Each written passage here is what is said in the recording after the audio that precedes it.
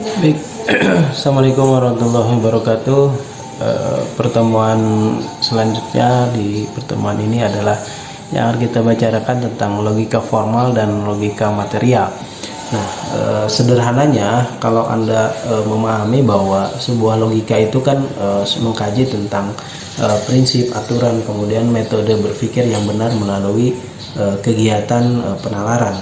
Nah, penalaran itu sendiri nanti akan terbagi ke dalam beberapa hal, diantaranya adalah bagaimana nanti kita memahami terkait tentang logika formal dan logika material. Nah, maka di pertemuan hari ini akan kita bicarakan terkait tentang logika formal dan logika material. Apa sih yang namanya logika formal atau logika material itu? Namun terlebih dahulu kita harus memahami bahwa yang namanya logika itu adalah ilmu pengetahuan dan kecakapan dalam berpikir yang tepat. Jadi berpikir dan ilmu pengetahuan itu kemudian dibutuhkan sebuah kecakapan untuk berpikir yang tepat. Nah, berpikir yang tepat itu nanti terkait tentang tiga komponen. Satu, dari pengertian itu sendiri atau dari logika itu sendiri lahir beberapa hal atau minimal 4 hal. Yang pertama adalah ilmu pengetahuan. Yang namanya ilmu pengetahuan itu adalah seseorang agar dapat berpikir lurus, tepat, dan teratur, maka logika itu menyelidiki, merumuskan, serta menerapkan hukum-hukum yang harus ditepati sehingga muncullah pengetahuan yang benar berdasarkan logika. Kemudian yang kedua, arti daripada kecakapan itu sendiri adalah bagaimana penalaran hukum-hukum itu nanti diterapkan. Jadi penerapan hukum-hukum penalaran itu sendiri, baik itu nanti ada logika formal maupun material, induktif maupun deduktif, dan lain sebagainya. Nah, kemudian selanjutnya adalah berpikir. Berpikir itu merupakan sebuah objek atau sebagai objek material dari logika itu sendiri. Jadi kalau berbicara logika, maka yang dibicarakan adalah tentang bagaimana berpikir. Dan berpikir itu butuh tata aturan dan sebagainya. Dan yang terakhir itu adalah tepat. Tepat itu sesuai dengan patokan atau aturan yang bernalar. Jadi penalaran itu nanti ada aturannya. Aturan penalaran yang baik itu akan melahirkan kesimpulan yang baik. Maka nanti akan kita bicarakan di pertemuan ini terkait tentang logika formal dan material. Nah, dari segi kebenaran yang dihasilkan, sebetulnya itu kan ada berbagai hal ya. Yang pertama, dari segi kebenaran yang dihasilkan itu dibedakan menjadi logika formal dan logika material. Nah, logika formal itu lebih kepada bagaimana mementingkan kebenaran dalam segi bentuknya. Jadi nanti Anda akan belajar tentang preposisi, premis mayor, premis minor, konklusi, dan lain sebagainya. Nah, itu menunjukkan bagaimana apakah premis mayornya itu dengan premis minor itu sampai pada titik kesimpulan atau yang disebut dengan konklusi itu sudah benar atau tidak, sesuai atau berjalan lurus atau tidak. Itu adalah logika formal. Logika yang kedua dibedakan dari segi kebenaran yang dihasilkan. Yang kedua itu adalah logika material. Kalau logika material itu lebih kepada bagaimana kita membicarakan kebenaran itu ataupun mementingkan kebenaran isinya.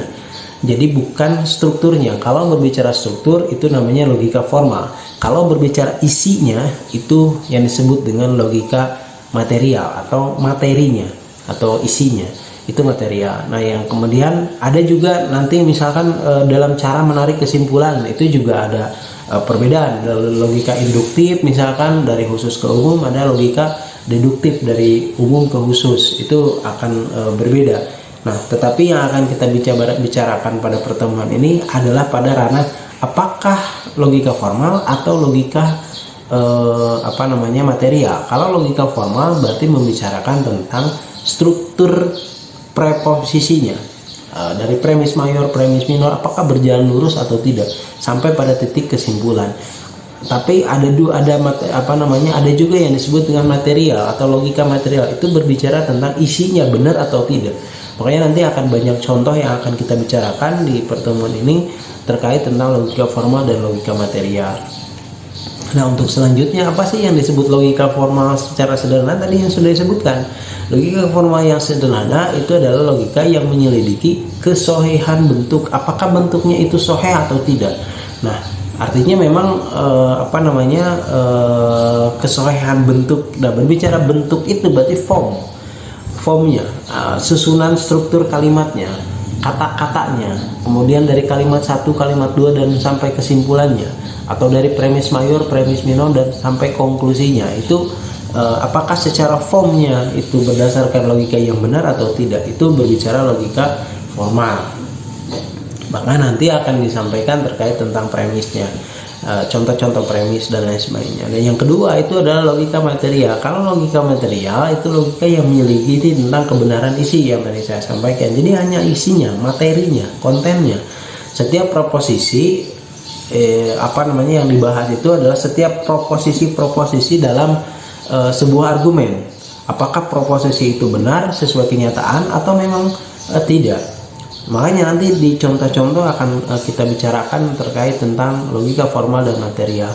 Ada juga yang beberapa misalkan kalimat yang menurut logika formal itu benar, tetapi menurut logika material itu salah.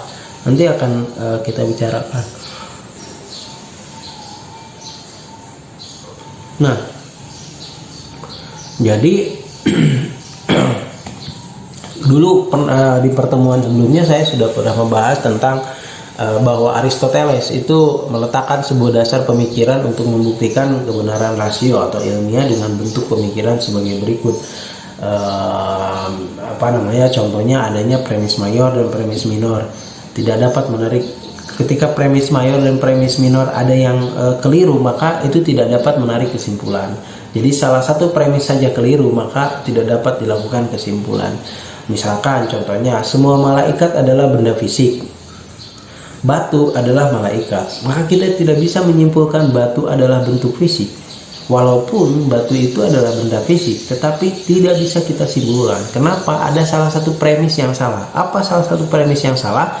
Yaitu semua malaikat adalah benda fisik. Itu tidak bisa disimpulkan karena ada premis yang salah. Premis yang salahnya adalah malaikat itu bukan benda fisik. Nah, itu harus kita pahami. Jadi nanti akan lebih banyak kita melakukan contoh ya. Contohnya misalkan ada kalimat semua burung mempunyai sayap, semua bangau mempunyai sayap. Jadi semua bangau adalah burung. Nah, secara logika formal susunannya itu salah. Kenapa salah? Karena dia menarik kesimpulan tidak berdasarkan pada premis-premis sebelumnya. Premis mayor, premis minor. Nah, konklusi jadi semua bangau adalah burung itu menurut formal, menurut bentuk itu salah karena tidak ditarik dari kalimat-kalimat sebelumnya yang disebut dengan premis sebelumnya. Contoh, semua burung mempunyai sayap, semua bangau mempunyai sayap. Maka itu tidak bisa ditarik kesimpulan menjadi semua bangau adalah burung. Kenapa? Karena secara form itu tidak bisa menarik kesimpulan dari kalimat di atasnya. Tetapi secara material, nah logika material secara isi itu sudah benar. Satu, semua burung mempunyai sayap, benar. Yang kedua, semua bangau mempunyai sayap, benar. Yang ketiga, jadi semua bangau adalah burung, benar kan? Nah, jadi kalau secara material itu sahih atau benar, tetapi secara formal susunan kalimatnya itu ada yang salah. Mana yang salah? Yaitu ketika kita berbicara jadi semua bangau adalah burung. Secara materi benar, tapi secara formal kesimpulan yang ditarik ini itu tidak berdasarkan kalimat-kalimat sebelumnya atau yang disebut dengan premis-premis sebelumnya. Premis sebelumnya apa? Semua burung mempunyai sayap, semua bangau mempunyai sayap. Kita tidak bisa menyimpulkan bahwa bangau itu atau semua bangau itu adalah burung karena yang dibicarakan itu adalah tentang sayap, kan gitu ya. Jadi itu tidak bisa ditarik kesimpulan. Oke, saya kasih contoh yang kedua. Semua binatang mempunyai sayap, semua mobil adalah binatang, maka semua mobil mempunyai sayap.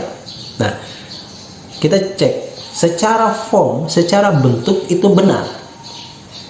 Ya, satu, kalimat pertama atau premis mayornya, semua binatang mempunyai sayap.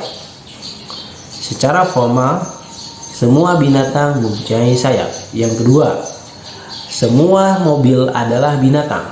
Maka kesimpulan dari dua kalimat ini apa? Kesimpulannya adalah jadi semua mobil mempunyai sayap.